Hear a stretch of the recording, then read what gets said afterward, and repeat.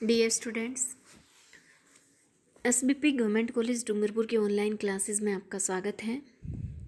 BA third year history में आपके western world वाले पेपर में एक टॉपिक साइंटिफिक रिवॉल्यूशन के तहत इंग्लैंड के वैज्ञानिक फ्रांसिस बेकन के बारे में हम इस वीडियो में देखेंगे और साथ में ही फ्रांस के डेकार्ते के बारे में भी देखेंगे।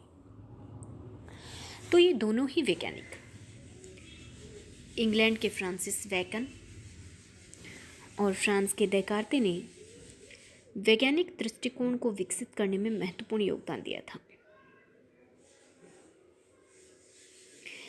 बेकन ने अपने ग्रंथ नोवम ऑर्गेनम में वैज्ञानिक अध्ययन के सूत्र समझाए थे। उन्होंने मध्यकालीन बाधाओं का उल्लेख करते हुए वैज्ञानिकों से अपील की थी कि वे परंपराओं और रूढ़ियों की तरफ ध्यान न दें, बल्कि बुद्धि और तर्क का प्रयोग करें। किसी भी बात की तह तक पहुंचने के लिए, सत्य का पता लगाने के लिए बार बार प्रयोग करें और फिर निष्कर्ष पर पहुंचे। तो इस तरह से बेकन ने प्रयोगों के विचार को लोकप्रिय बनाया था।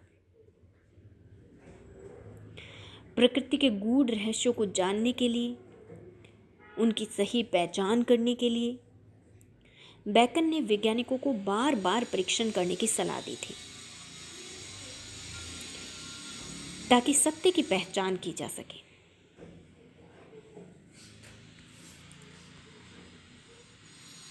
बेकन का जन्म 1561 में हुआ था। वे एक राजनीतिज्ञ, दार्शनिक और लेखक थे। 1573 में वह फ्रांस स्थित अंग्रेजी दूतावास में नियुक्त हुए, लेकिन जब उनके पिता की मृत्यु हो गई तो 1579 में वो वापस लौट आए। और फिर वापस लौटने के बाद उन्होंने वकालत का पेशा अपनाने के लिए कानून का अध्ययन किया। राजनीति में भी उनकी रुचि थी। तो 1584 ईस्वी में वह ब्रिटेन की लोकसभा के सदस्य निर्वाचित हो गए।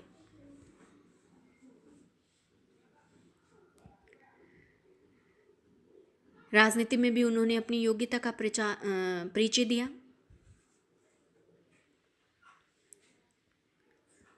लेकिन यहाँ पर उन्हें ज़्यादा सम्मान नहीं मिला। रानी एलिजाबेथ ने भी उनका ज़्यादा समर्थन नहीं किया।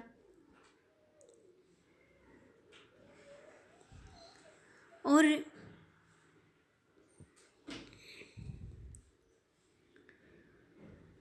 राजनीति और कानूनी मामलों में व्यस्त रहते हुए भी बेकन की विज्ञान और दर्शन में बहुत रुचि थी।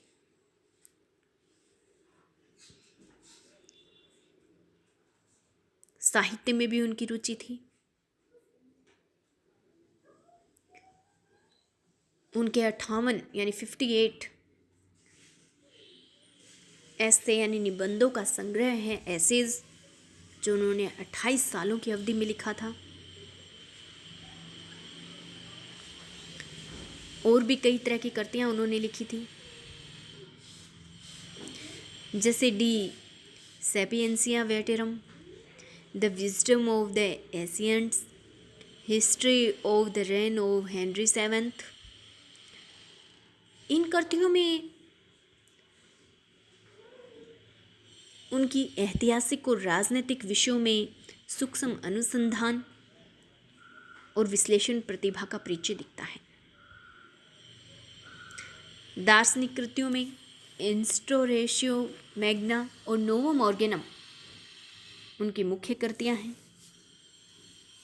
इसके अलावा द एडवांसमेंट ऑफ लर्निंग और द ऑगमेंटेड साइंसियरम भी उनकी रचनाएं हैं।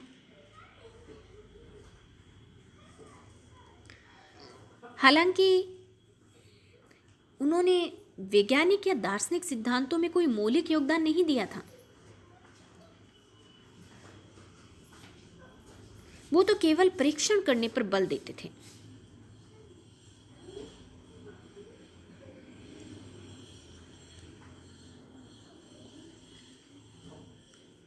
वह उनकी उपलब्धियां देखें तो वह एलिजाबेथ के राज्य में किसी महत्वपूर्ण पद पर नहीं रहे, लेकिन जब जेम्स प्रथम राजा बन गए थे तो उनका भाग्य चमका था।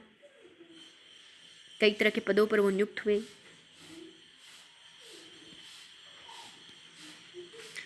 और बेकन ने लोगों को सिखाया कि प्रकृति के गूढ़ रहस्यों को जानने के लिए बार बार परीक्षण करना और सही तथ्यों की तह तक पहुंचने के लिए बार बार प्रयोग करना है।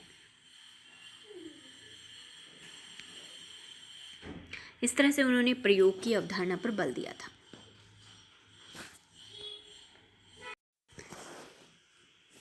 बेकन की तरह ही रेने देकार्ते ने भी वैज्ञानिक दृष्टिकोण के विकास में महत्वपूर्ण योगदान दिया था। देकार्ते दार्शनिक होने के साथ साथ गणितज्ञ भी थे। वे दर्शन को विज्ञान में बदलना चाहते थे। उन्हें आधुनिक पाश्चात्य दर्शन का जनक के रूप में भी जाना जाता है और साथ ही साथ उन्होंने ज्ञान के लिए बुद्धि को अति आवश्यक बताया। डेकार्ते का जन्म हेग में 1596 ईस्वी में हुआ था। बाद में ये सेना में भर्ती हो गए थे और फिर इन्होंने गणित का अध्ययन किया। कई तरह के युद्धों में भी इन्होंने भाग लिया।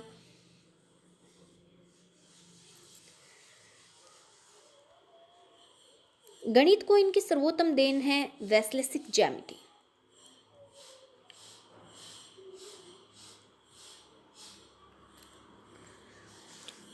डेकार्ते फ्रांस के एक प्रसिद्ध गणितज्ञ और दार्शनिक थे। इसके अलावा वह एक धर्मपरायण व्यक्ति भी थे।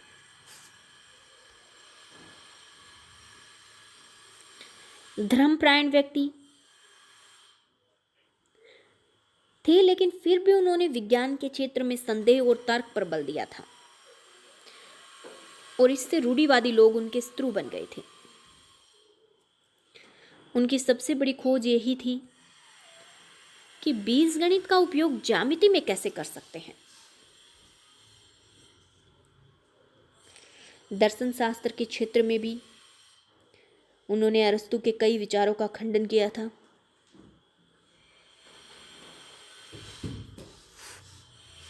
धन्यवाद।